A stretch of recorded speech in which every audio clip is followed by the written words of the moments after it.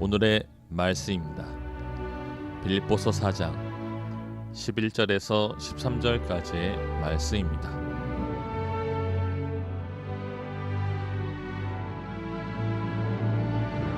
내가 궁핍함으로 말하는 것이 아니니라. 어떠한 형편이든지 나는 자족하기를 배웠노니 나는 비천에 처할 줄도 알고 풍부에 처할 줄도 알아. 모든 일 곧 배부름과 배고픔과 풍부와 궁핍에도 처할 줄 아는 일체의 비결을 배웠노라. 내게 능력 주시는 자 안에서 내가 모든 것을 할 수 있느니라. 우리의 찬양을 받으신 여호와 하나님 앞에 또한 귀하게 예배를 섬겨준 성가들을 위해서 우리가 감사의 박수 감사합니다.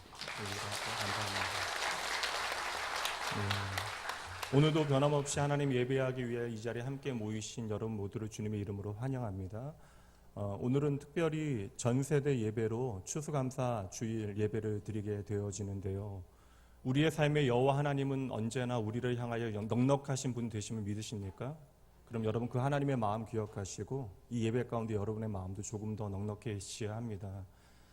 여러분들은 예배가 습관이 되어져서 어렵지 않게 이 예배에 집중하며 마땅히 갖추어야 될 예배의 자세를 가지고 예배하실 수 있지만 지금 여러분 주변에 있는 아이들, 영아부 아이들부터 유치부 아이들까지 있는데요.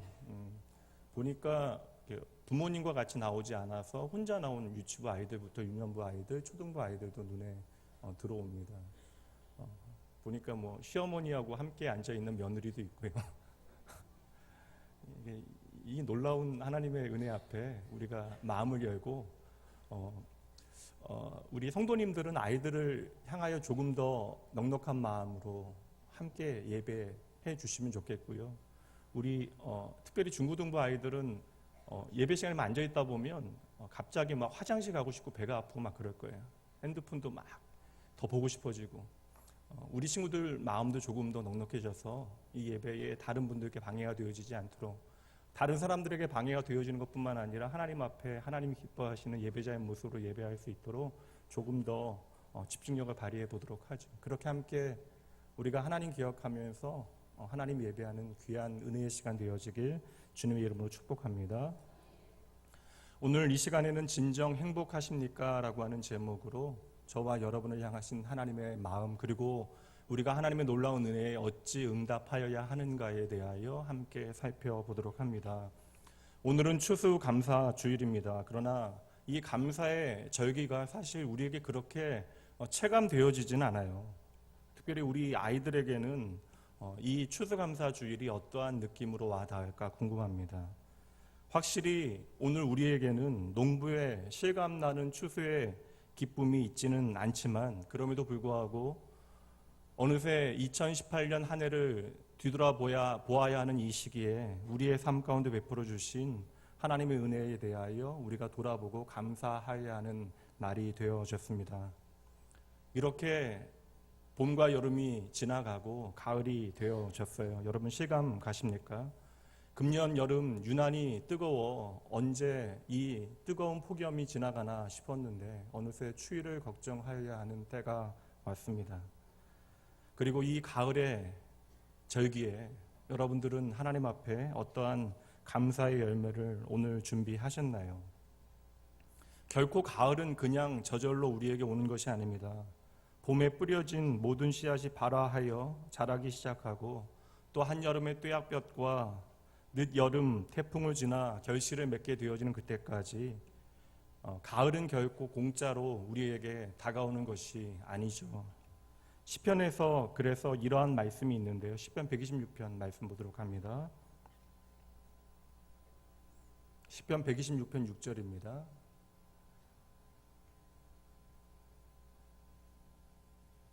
함께 읽죠.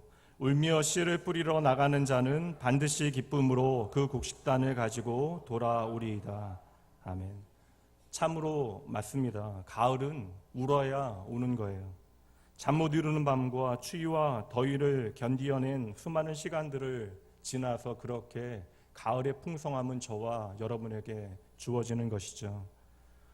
오늘 혹 여러분의 현실이 눈에 보이는 열매를 가지지 못했을 수도 있습니다. 이제 이번 주 막 시험을 끝낸 수험생들이나 취업을 위하여 오늘도 발버둥 치고 있는 젊은 청년들도 마찬가지고요. 또 하루하루가 버거운 성도들도 이 자리에 있을 것입니다. 그러나 오늘 내 눈에 보여지는 것, 내 손에 들려진 것이 우리의 전부가 아니란 것이죠.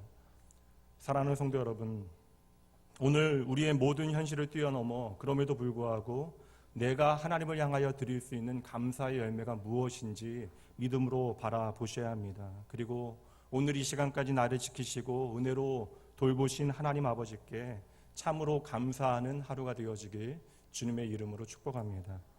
오늘은 우리의 삶에 결코 변할 수 없는 행복의 이유, 행복의 조건이 무엇인지에 대하여 함께 나누어 보도록 합니다. 사람은 누구나 행복하기를 원합니다. 그리고 국어사전에 보니까 행복에 대한 정의를 이렇게 말하고 있는데요. 자신이 원하는 욕구와 욕망이 충족되어 만족하거나 그 마음이 즐거움을 느끼는 상태라고 행복에 대하여 정의하고 있습니다. 우리 아이들이 행복하니까 이렇게 뛰어다니는 거죠.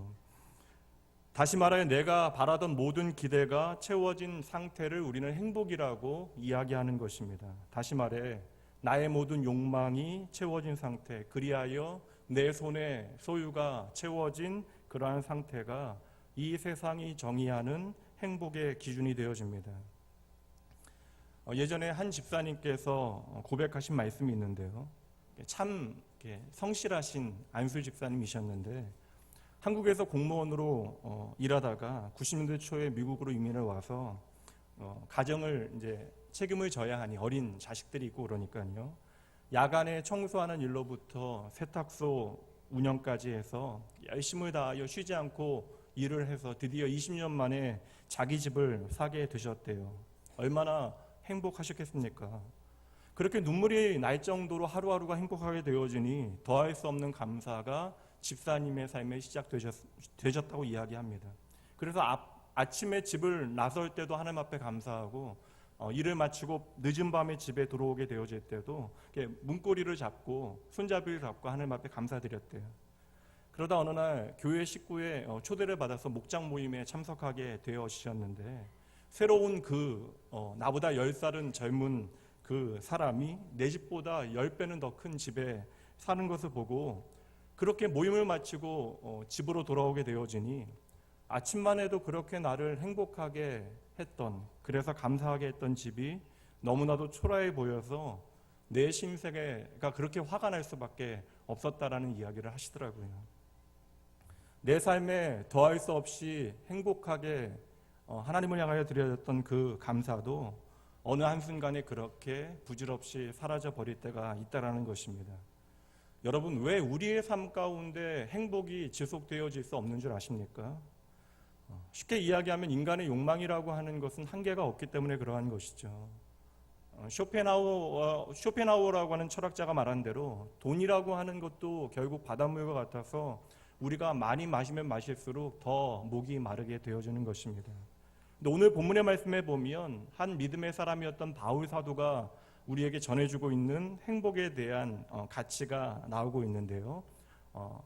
기억하시면서 다시 한번 말씀 보도록 하죠. 제가 읽어드리도록 하겠습니다. 내가 궁핍함으로 말하는 것이 아니니라 어떠한 형편에든지 나는 자족하기를 배웠노니 나는 비천에 처할 줄도 알고 풍부에 처할 줄도 알아 모든 일 곧 배부름과 배고픔과 풍부와 궁핍에도 처할 줄 아는 일체의 비결을 배웠노라. 13절을 함께 읽도록 합니다. 내게 능력 주시는 자 안에서 내가 모든 것을 할 수 있느니라. 아멘.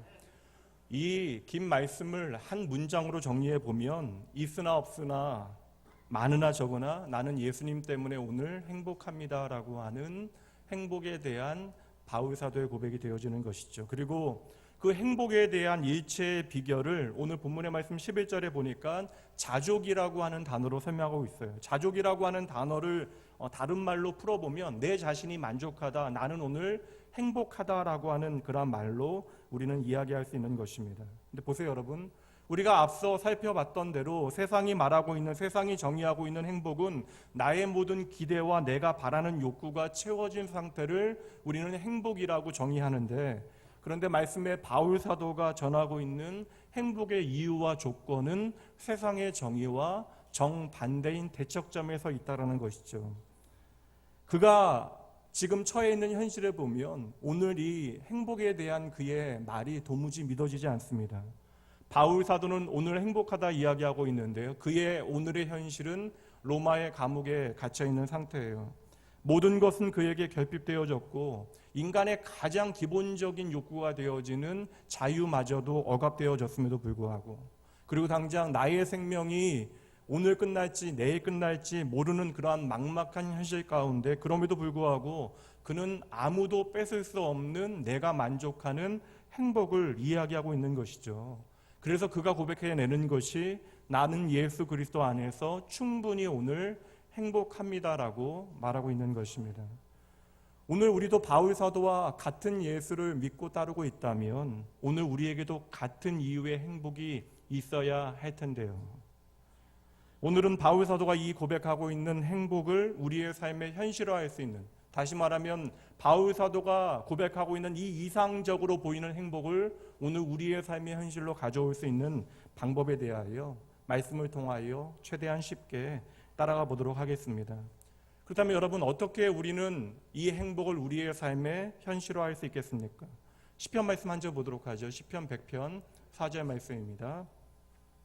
감사함으로 그 문에 들어가며 찬송함으로 그 궁전에 들어가서 그에게 감사하며 그 이름을 송축할지어다. 아멘. 여기서 반복되어지는 단어를 통하여 우리는 행복의 조건이 무엇인지를 찾아낼 수 있는데요. 첫 번째, 우리의 삶의 행복의 문을 여는 열쇠, 패스워드가 있는데 그것이 바로 감사라는 것이에요. 우리가 종종 인터넷을 하다 보면 패스워드를 잊어버려 난감할 때가 있어요. 그래서 우리가 잘못된 암호를 넣게 되어지면 그 화면이 닫혀서 더 이상 이용하지 못합니다. 저도 얼마 전에 은행 계좌의 그 비밀번호를 바꾸면서 얼마 전에 제 계정이, 카드 계정이 도용이 돼서 한 1분 사이에 해외에서 독일과 미국에서 1분 사이에 한 1,200만 원을 누가 사용을 했더라고요. 그래서 바로 걱정 안 하셔도 됩니다. 해결이 잘 되어 가고 있어요. 그래서 모든 계정을 바꿨는데 문제는 너무나 제가 그 계정을 어렵게 잘 바꿔서 저 또한 기억하지 못해서 은행 계정이 이제 닫혀버려서요. 은행에 다녀왔습니다. 그러니까 우리가 그 패스워드를 모르면 그 문을 열지 못하는 것이죠. 열쇠가 없으면 문을 열지 못하는 것입니다. 그런데 하나님께서 우리의 인생의 행복의 문을 열 수 있는 열쇠, 패스워드를 주셨는데 간단해요. 그 패스워드가 바로 감사라는 것입니다. 그렉 이스터브룩이라고 하는 미국의 작가가 있는데요. 크리스찬 작가예요. 그 사람이 진보의 역설이라고 하는 책을 지었는데 우리나라에 번역되어질 때 그 진보의 역설이라고 하는 책의 제목 밑에 부제가 크게 기록되어져 있습니다. 제목은 무엇이냐면 우리는 왜 더 잘 살게 되었는데 오늘 행복하지 않은가라고 적혀 있습니다. 저자는 현대인들이 과거와는 비교할 수 없을 정도로 물질적인 풍요와 삶의 편의를 누리고 있음에도 불구하고 과거보다 훨씬 불행하다라고 하는 이유가 무엇일까에 대하여 이야기하고 있는데요. 그리고 여러 가지 예증을 통하여 그 이유들을 설명하는데 그 한 가지 예가 무엇이냐면 미국은요 30년 전보다 우울증 환자의 비율이 20배가 더 늘어났다라는 그러한 이야기를 합니다.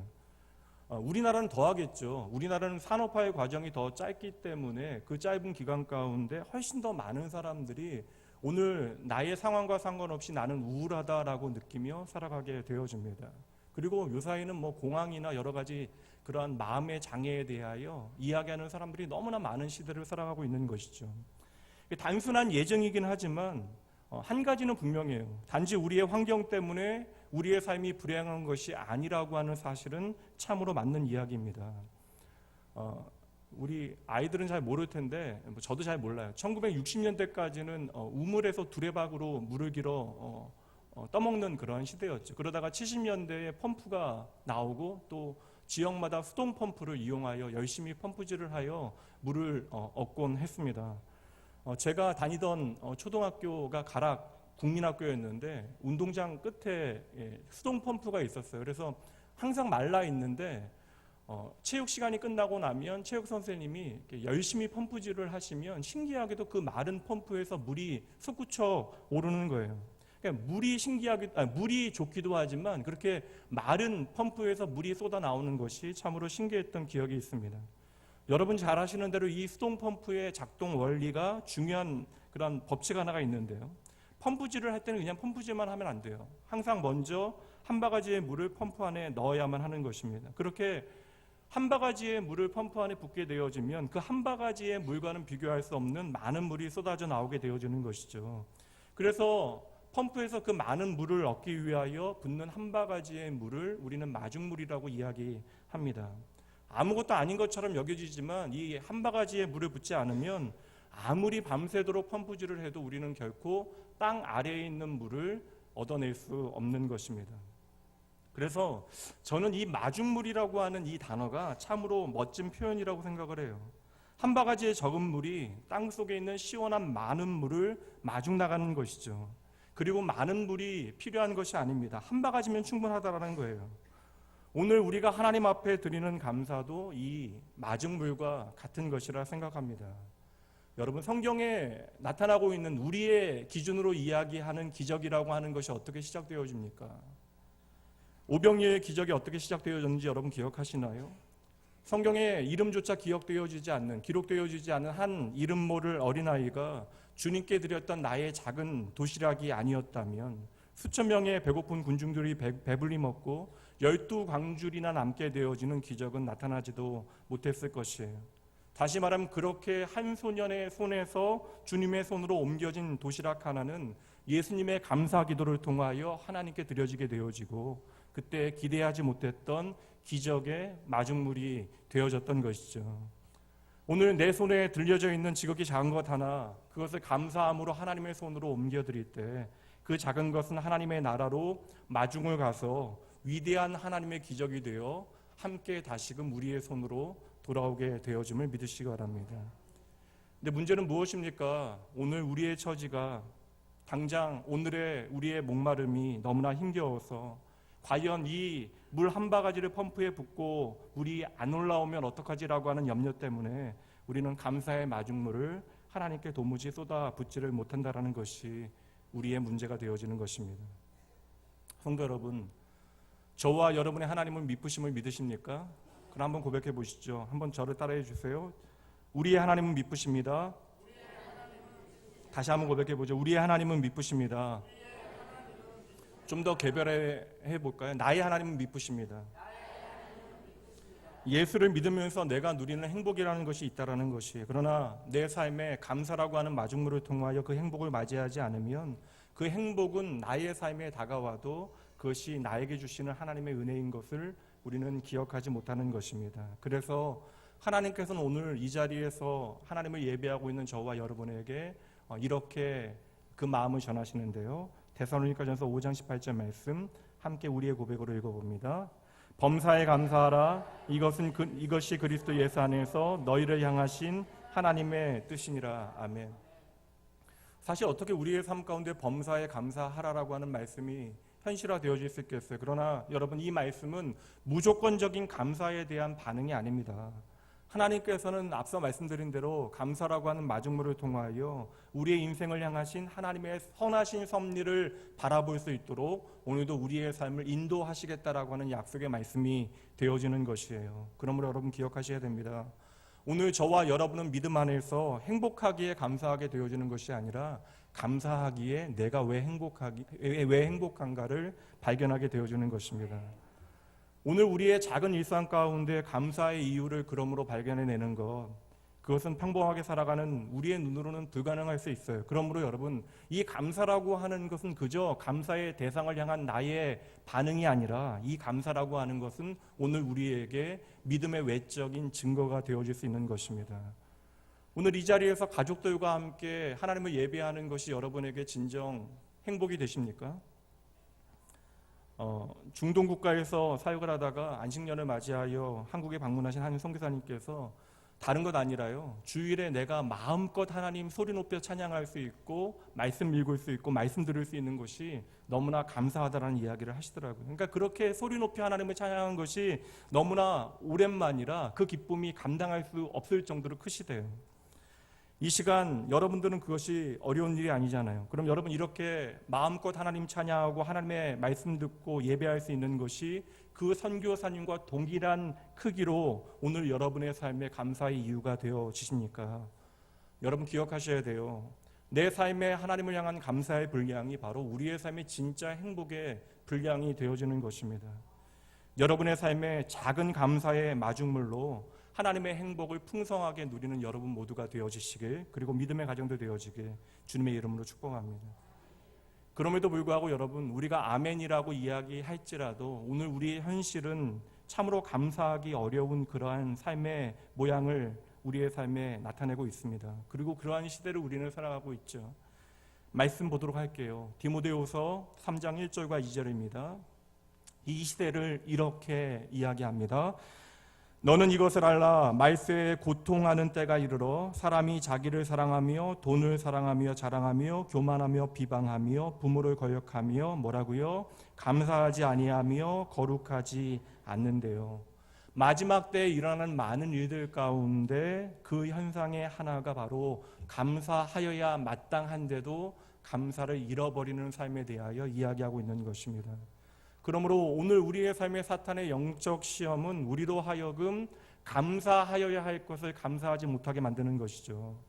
우리의 삶에 주어진 것으로도 감사하지 못하게 만들고 우리의 존재를 통하여서도 감사의 이유를 찾아내지 못하게 하는 것입니다. 그래서 감사라고 하는 문을 통하여 우리에게 주어진 그 행복이 어느새 우리의 불평의 문을 통하여 다 빠져나가게 되어지는 것입니다.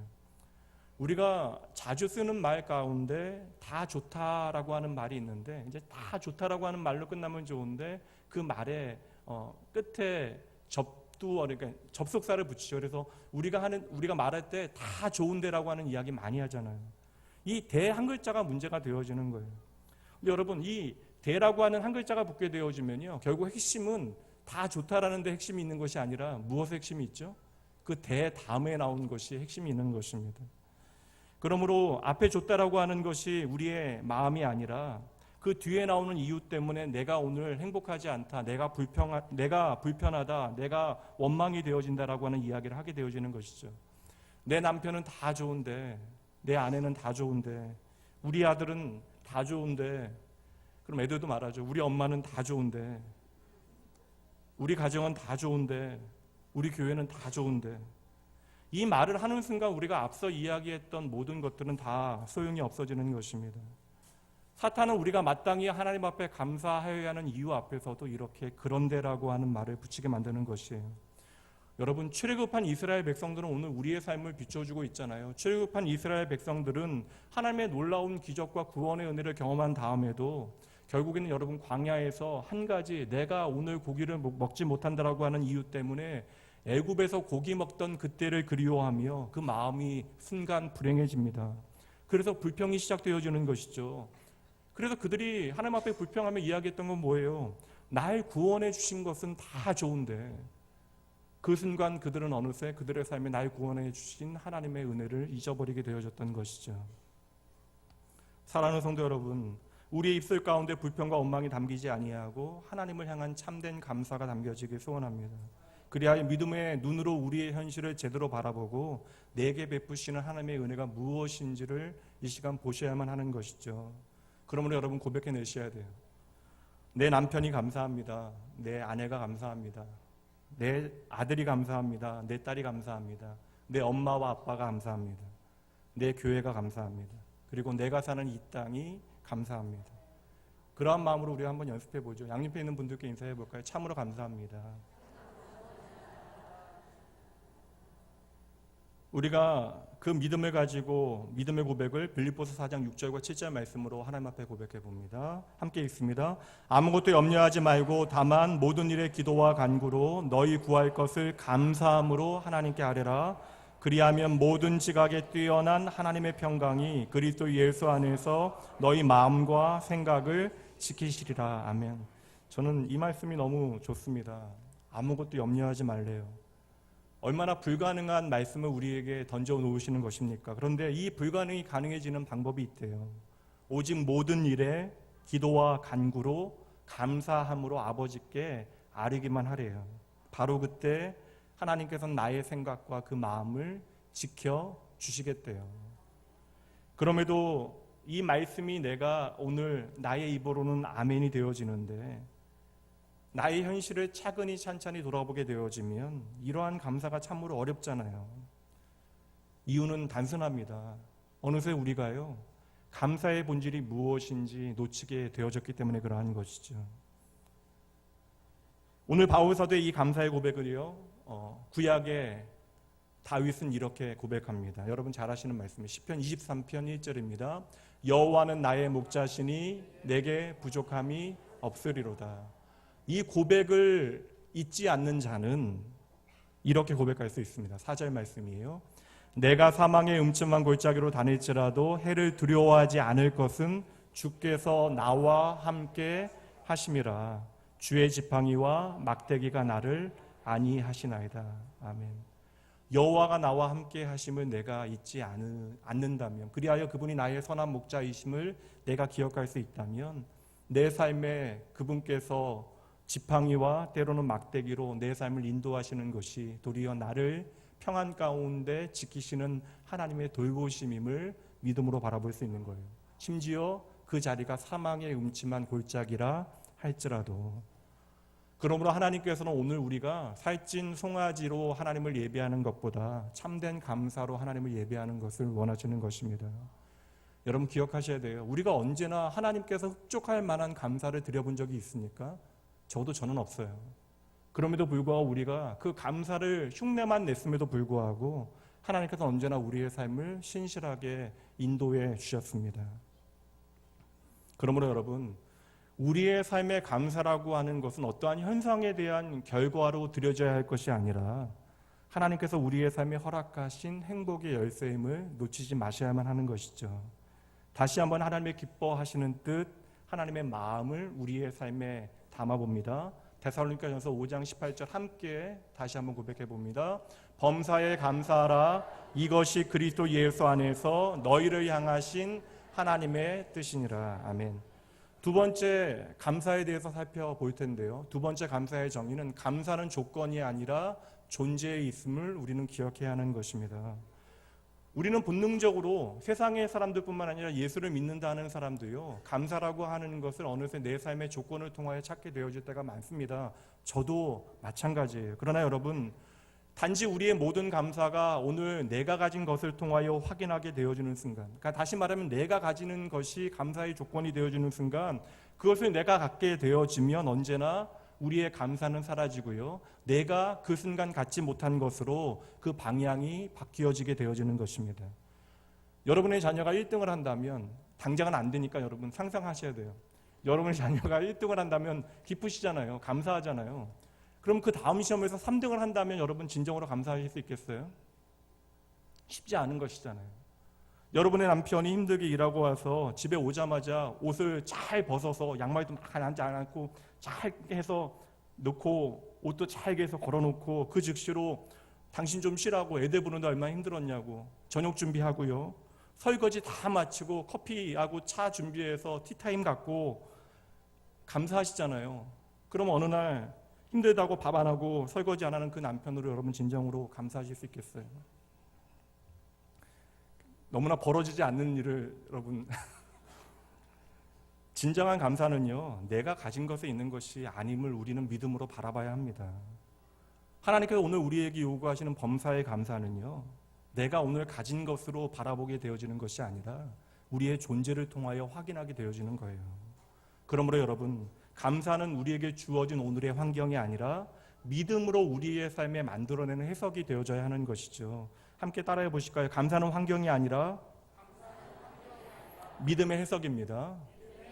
전체 다 하실 수 있겠어요? 감사는 환경이 아니라 믿음의 해석입니다. 그러면 여러분, 세상은 이해할 수 없는 범사에 감사한다라고 하는 것은요, 다른 것이 아닙니다. 대상에 대한 확신이에요. 내 삶의 모든 것을 합력하여 선으로 이루시는 하나님을 믿는 믿음으로 미리 감사할 수 있는 것을 의미하는 것입니다. 그러므로 여러분, 감사는 환경에 대한 반응일 수 없는 거예요. 감사는요, 바로 믿음으로 인생과 세상을 해석하는 그 어떤 세계관이 되어지는 것입니다. 사랑하는 성도 여러분, 그리고 우리 자녀들, 내가 하나님의 사랑받는 자녀가 되어졌다. 이미 죽었던 내가 나의 인생 가운데 예수 그리스도의 십자가의 은혜로 새로운 생명을 얻게 되어졌다라고 하는 사실로부터 우리의 진정한 감사가 시작되어져야 하는 것입니다. 10살짜리 아이의 감사의 내용, 초등학교 3학년이잖아요. 그 감사의 내용을 제가 읽고 참으로 큰 은혜를 받았고요. 그런 아이가 저희 낙원교회에 있는 것을 참으로 감사했어요. 그 아이가 이렇게 감사하더라고요. 하나님, 제 아빠가 되어주셔서 감사합니다. 얼마나 멋진 말이에요, 여러분. 이것이 세상 물정 모르는 물색 없는 초등학교 아이의 그저 의미 없는 감사일 뿐입니까? 결국 저와 여러분은 이러한 고백을 하나님 앞에 참으로 드리기 위하여 오늘 이 자리, 이 시간에 존재하는 것이 아니에요? 이것이 바로 믿음과 신앙의 본질이 아닙니까? 이 아이의 고백을요, 믿음의 많은 사람들이 동일하게 고백하고 있는데 구약 성경에 하박국 선지자가 이 고백을 이렇게 고백해냈어요. 유명한 고백이죠. 하박국 3장 17절 18절 제가 읽습니다. 비록 무화과 나무가 무성하지 못하면 포도나무에 열매가 없으며 감람나무에 소출이 없으며 밭에 먹을 것이 없으며 우리의 양이 없으며 외양간에 소가 없을지라도. 무슨 말씀이에요, 여러분? 우리의 삶에 답이 없다라는 거예요. 오늘 내가 내 삶을 더 살아갈 수 있는 그 어떤 방법이 내 삶에 없다라는 것입니다. 다시 말하면 어떠한 절대적인 절망의 상황을 우리에게 보여주죠. 이제 이어지는 18절 말씀 보도록 합니다. 그 모든 우리의 삶의 절망을 이기는 소망이 무엇인지 그는 고백해냅니다. 함께 읽습니다. 나는 여호와로 말미암아 즐거워하며 나의 구원의 하나님으로 말미암아 기뻐합니다. 아멘. 그러니 초등학교 3학년짜리 아이의 고백과 하박국 선지자의 감사가 동일한 감사가 되어지는 것이죠. 우리가 예수 안에서 내가 진짜 가지고 있는 것이 무엇인지를 확인할 때에 우리는 이러한 감사를 하나님 앞에 드리게 되어지는 것입니다. 오늘 추수감사절 예배를 드리기 위하여 교회로 향하시면서 내가 하나님 앞에 드릴 수 있는 감사가 무엇인지 계속 묵상하시면서 오신 분들 계십니까? 그런 분들도 계시겠지만 또 많은 분들은 오늘 이 예배가 추수감사절 예배인지 모르고 오신 분들도 계실 거예요. 오늘도 우리는 나의 형편으로 인하여 일비일소하게 되어집니다.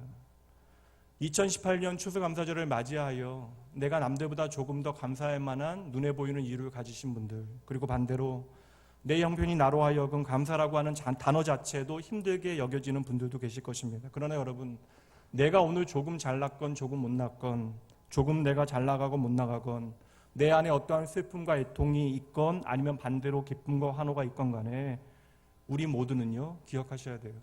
동일한 하나님의 사랑 안에 거하고 있습니다. 바로 우리의 감사는 그것으로부터 시작되어져야 하는 것이죠. 빌립보서 3장 말씀에 보면 바울 사도가 이렇게 고백합니다. 오늘 본문의 말씀 앞에 있는 말씀이에요. 또한 모든 것을 해로 여김은 내 주 그리스도 예수를 아는 지식이 가장 고상하기 때문이라. 내가 그를 위하여 모든 것을 잃어버리고 배설물로 여김은 그리스도를 얻고 그 안에서 발견되려 함이니 내가 가진 의는 율법에서 난 것이 아니요 오직 그리스도는 믿음으로 말미암은 것이니 곧 믿음으로 하나님께로부터 난 의라. 아멘. 바울 사도는 무엇이라고 이야기합니까? 좀 길기는 하지만 단순하게 이야기하면 그리스도를 얻은 것으로 내가 가장 행복하다라는 것이에요. 내가 하나님의 자녀가 되어져서 그분 앞으로 나아갈 수 있는 것, 이것으로 진정 감사하는 여러분 모두가 되어주셔야 돼요. 그래야 여러분, 오늘의 여러분의 삶이 믿음 안에서 제대로 해석되어질 수 있습니다. 그렇다면 다시 여러분에게 질문합니다. 오늘 여러분이 하나님 앞에 감사할 수 있는 그 감사의 이유는 무엇입니까? 시편 16편 2절 말씀을 우리의 감사의 고백으로 함께 드려보죠. 함께 읽습니다. 내가 여호와께 아뢰되 주는 나의 하나님 주님이시오니 주밖에는 나의 복이 없다 하였나이다. 아멘. 이 시간 나의 형편과 나의 처지가 내가 힘든 상황 가운데 있을지라도 내가 하나님 앞에 진정으로 그럼에도 불구하고 감사할 수 있는 이유를 예수 그리스도 안에서 찾으시는 여러분 모두가 되어주시기 주님의 이름으로 축복합니다. 마지막 우리의 감사는요, 표현되어질 때 진짜 감사가 되어지는 것입니다. 누가복음 17장 말씀 보도록 하시죠. 그 중에 한 사람이 자기가 낳은 것을 보고 큰 소리로 하나님께 영광을 돌리며 돌아와 예수의 발 아래에 엎드려 감사하니 그는 사마리아 사람이라. 제가 처음에 감사는 우리의 행복을 여는 마중물이라고 말씀드렸습니다. 그러나 여러분, 우리가 아무리 그것을 잘 알고 있음에도 불구하고 펌프에 물 한 바가지를 먼저 넣지 아니하면 땅속에 물이 올라오지 않는 것과 마찬가지로 우리는 우리의 삶의 감사를 내 삶에 구체적으로 담아내지 아니하면 우리의 삶에 진짜 하나님께서 주시는 행복을 누리지 못하는 것입니다. 그래서 마지막 원리는 이것이에요. 따라해 보시죠. 감사는 표현되어야 합니다. 조금 더 길게요. 감사는 하나님께 표현되어야 합니다. 예수님을 통하여 나음받은 10명의 문둥병자 가운데 한 사람이 돌아와 예수님 앞에 엎드려 감사를 표현하잖아요. 그때에 주님께서 그 한 명의 문둥병자를 향하여 말씀하십니다. 10명이 다 치유받았는데, 나음받았는데 나머지 9은 어디 갔느냐? 여러분, 주님께서 모르셔서 이러한 질문을 하시는 것입니까? 하나님의 어떠한 질문은요, 의미를 담아내는 본질적인 질문이 되어집니다. 에덴에서 하나님을 떠나 죄를 범하고 하나님의 얼굴을 피해 숨어있는 아담에게 무엇이라고 말씀하십니까? 아담아, 아담아, 네가 어디에 있느냐?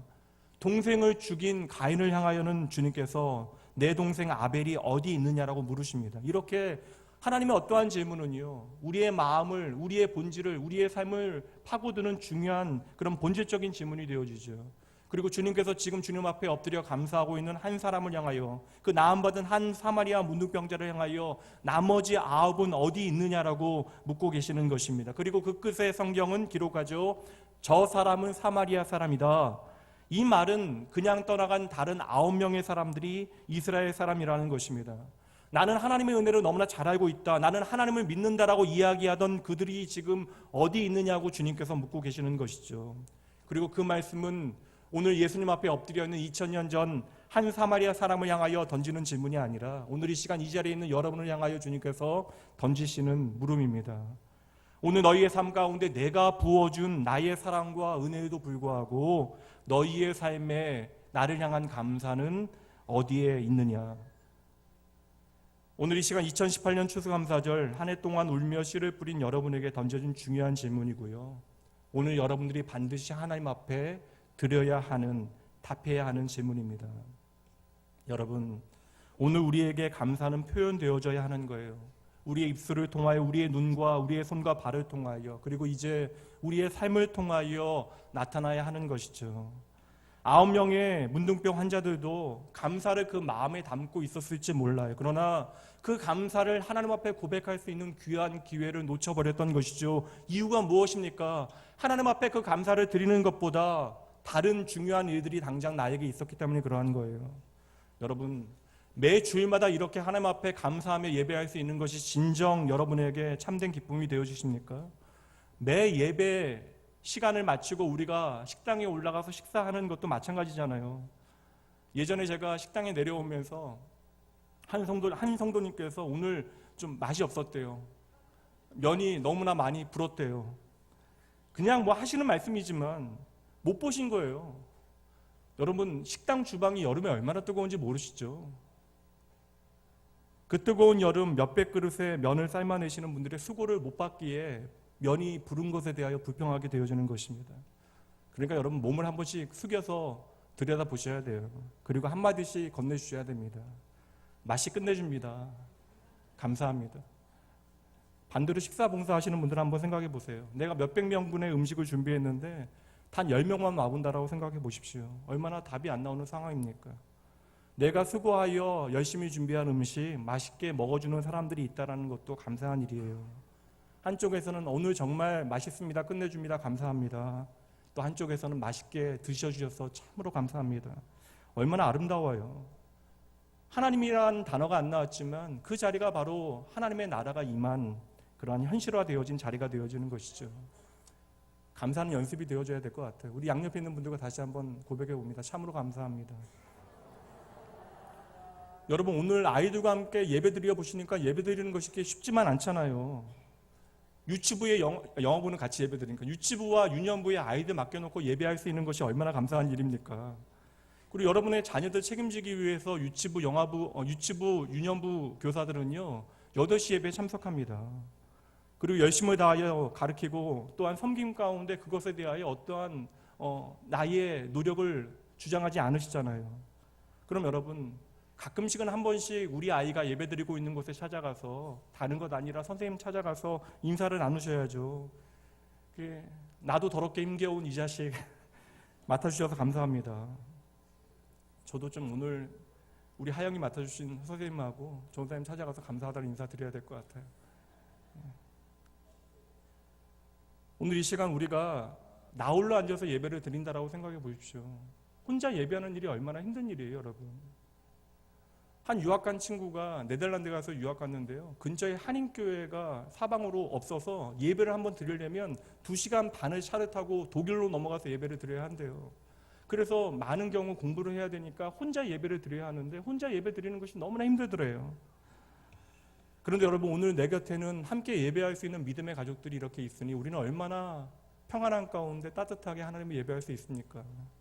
함께 예배할 수 있는 믿음의 가족들이 존재하는 것 자체에 여러분 감사하셔야 돼요. 이번에 앞뒤에 있는 분들께 함께 고백해 보죠. 참으로 감사합니다.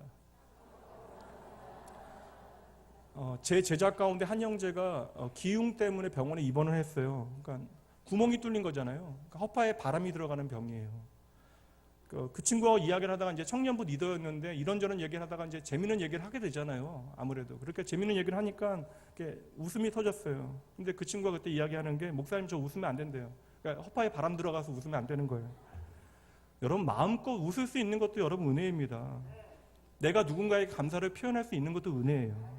지금 여기 내가 표현할 수 있을 때에 여러분 내가 함께 할 수 있는 사람들을 향하여 무엇보다 나에게 은혜 베푸시는 하나님을 향하여 그 감사를 풍성히 고백해내셔야 돼요.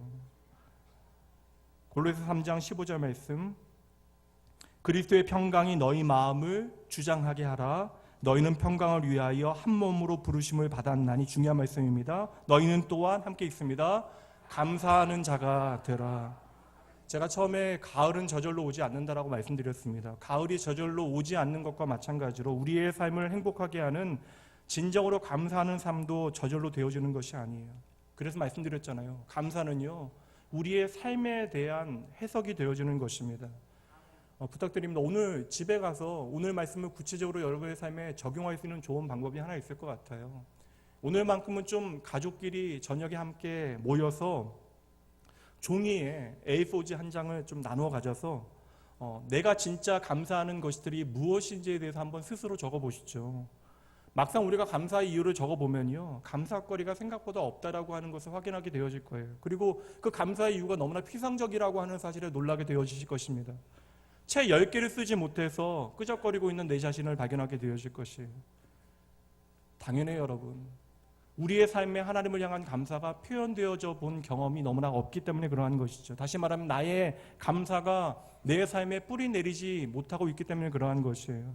그래서 심지어 하나님을 향하여 감사를 표현하는 것조차도 우리의 삶에 어색하게만 느껴지는 것입니다. 여러분 예수님의 비유 가운데 달란트 비유 있잖아요. 한 달란트를 받은 사람의 불평은 다른 것이 아니에요. 어디서부터 시작되어지는 것입니까? 처음에는 감사했을 거예요. 한 달란트를 내게 맡겨줬잖아요. 그의 불평은 어디서부터 시작되어집니까?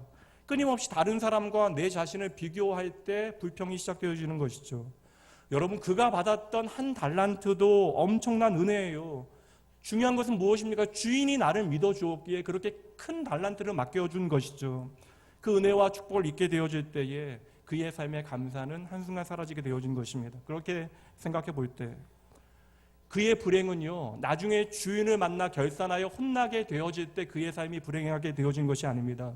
그 종의 진짜 불행은요 내가 하나님께 은혜로 받은 그것을 감사하지 못하는 그 순간으로부터 시작되어졌던 것이죠. 그래서 그의 삶 전부는 하나님의 평안을 잃어버린 삶이 되어졌던 것입니다. 성도 여러분, 감사는 하나님의 은혜와 하나님의 놀라운 축복에 대한 반응이어야 하는 것이에요. 그래서 여러분, 불평은 내 삶에 불행해지는 연습이라고 한다면 감사는 내 삶이 행복해지는 연습이 되어지는 것입니다. 우리가 감사라고 하는 창을 통하여 그 믿음을 통하여 우리의 삶을 바라보게 되어지면 우리의 일상에 감사할 만한 이유는 너무나 많아질 것입니다. 그때 우리의 삶에 베푸시는 하나님의 은혜와 축복이 무엇인지를 우리는 제대로 보게 되어질 것이에요. 오늘 말씀은 우리의 삶에 좀 적극적이고 구체적으로 적용해 볼 필요가 있다고 생각해요.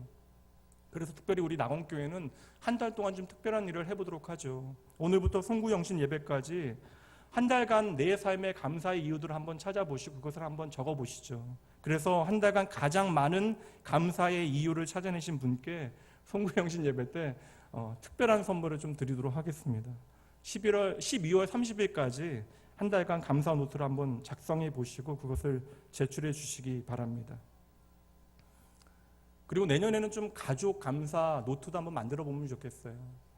우리가 하나님의 은혜에 대해서 어떠한 이유로 감사하고 있는가를 내 살아가는 가족들과 함께 나누어 보시죠. 그때에 우리의 삶에 감사가 만들어내는 기적과도 같은 은혜의 이야기가 담겨지게 되어질 것입니다. 감사를 내 삶에 실천하는 것이 생각보다 참으로 쉽지 않아요. 감사를 방해하는 수많은 장애물들이 우리의 마음을 뒤흔들어 놓기 때문에 그러한 것입니다. 때로는 삶에 벌어지는 불편함들, 환경의 어려움으로 우리는 언제나 염려나 불평이나 비교의식의 유혹에 쉽게 사로잡히기 때문에 그러한 것이죠. 그러니 여러분들은 열심히 말씀과 믿음을 통하여 여러분의 생각에 감사의 길을 만들어내셔야 하는 것입니다. 그리고 하나님의 나라의 기쁨은요, 여러분이 하나님 앞에 드리는 감사라고 하는 길을 통하여 여러분의 삶의 은혜로 주어지는 것입니다. 디모데전서 4장 4절 말씀입니다. 하나님께서 지으신 모든 것이 선함에 감사함으로 받으면 버릴 것이 없나니.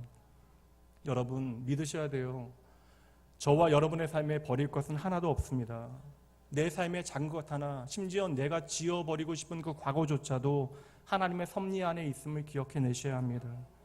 하나님은 오늘도 저와 여러분의 삶에 합력하여 선을 이루신 하나님, 좀 더 노골적으로 말씀드리면 우리의 삶의 모든 쓰레기와 같은 것들도 하나님께서는 가장 아름다운 재료로 만드시어 우리의 삶에 선하신 하나님의 나라를 보여주시는 분이십니다.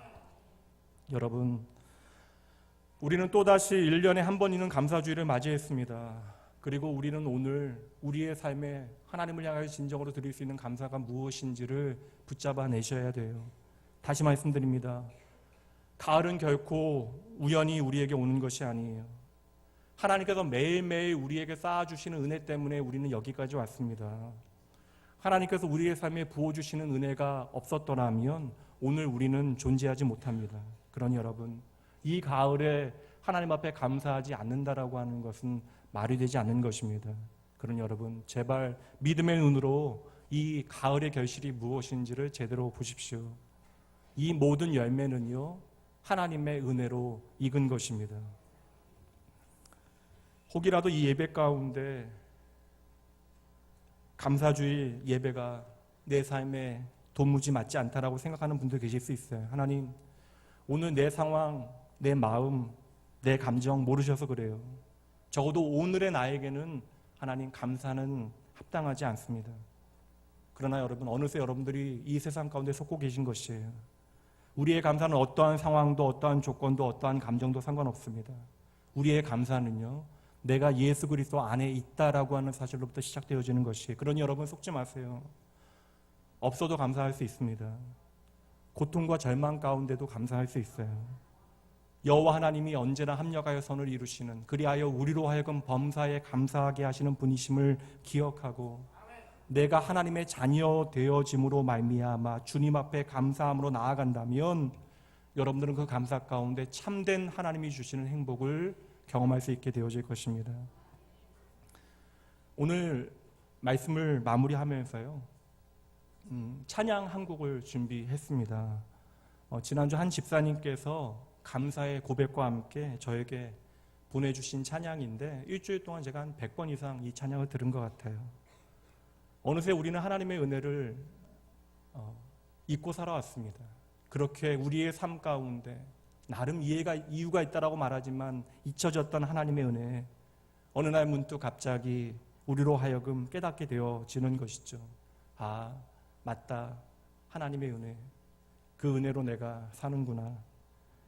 오늘 이 시간 오직 하나님의 은혜만이 나를 살게 하는 힘임을 기억하시고 단순하지만 분명한 이 찬양의 고백이 여러분의 고백되어지기 바랍니다.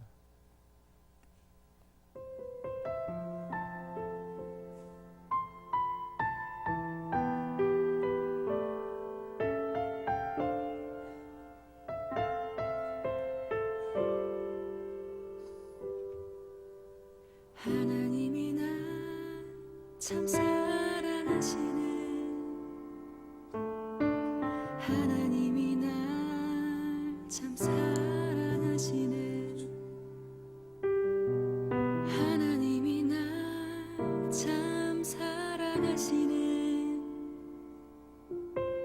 하나님이 날 참 사랑하시네 세월에 묻혀 또 현실에 갇혀 잊고 살다가도 그냥 살다가도 어느 날 문득 생각해보면 하나님이 날 참 사랑하시네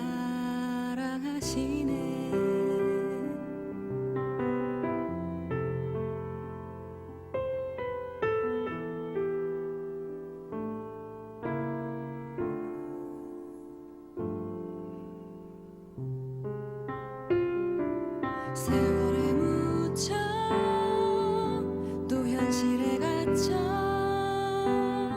잊고 살다가도 그냥 살다가도 어느 날 문득 생각해보면 하나님이 날 참 사랑하시네 하나님이 날 참 사랑하시네 하나님이 날 참 사랑하시네 하나님이 날 참 사랑하시네 하나님이 날 참 사랑하시네 이 시간 잠시 눈을 감고요. 우리의 마음을 열어 하나님 앞에 기도하시죠. 오늘도 하나님의 은혜는 메마른 저와 여러분의 삶에 변함없이 속삭이듯 사랑한 주의 자녀들을 향하여 따뜻한 은혜의 메시지로 다가옵니다. 그 은혜를 내 삶에 담을 여유조차 없다라고 생각할 그때 하나님의 은혜는 예상치 못한 모양으로 우리의 삶을 찾아오신대요. 그리고 어느새 그 은혜는 아프고 상처받은 나의 마음을 어루만지고요. 외롭고 고된 나의 삶에 친히 동행하여 주시고 함께 걸으시는 주님을 만나게 합니다. 여러분 잊지 마셔야 돼요. 하나님의 은혜는 언제나 변함없이 나의 곁에 있습니다. 우리가 바삐 사느라 스쳐 지나갔던 모든 것에 하나님께서는 은혜를 담아내시겠대요. 기억해 보십시오. 잠깐 시간 내어 올려 보았던 그 하늘에도 기뻐서 혹은 슬퍼서 흘렸던 나의 눈물에도 지친 걸음으로 걷게 되어졌던 나의 흔들리는 걸음에도 어느새 땅에 떨어진 낙엽에도 전단지는 사라지고 홀로 전봇대에 남겨진 테이프 자국에도 세상의 그 어떤 단어와 세상에 존재하는 모든 산물 가운데 여러분 하나님의 은혜가 깃들지 아니한 곳이 없습니다. 오늘도 그 하나님의 은혜는 저와 여러분의 삶에 찾아와 우리의 삶을 세심하게 조율해 주십니다. 오늘도 하나님은 아무것도 아닌 내 삶의 은혜로 찾아오신대요. 그리고 지극히 작은 내 삶에 감당 못할 하나님의 크신 은혜를 담으시고 내 모든 오늘의 문제를 감사의 조건이 되어질 수 있도록 주님께서 친히 인도해 주실 것입니다. 이 시간 조용히 우리의 삶에 늘 언제나 좋으셨던 그 은혜, 그 하나님의 마음을 마음에 담으며 잠시 조용히 기도하며 나가도록 합니다.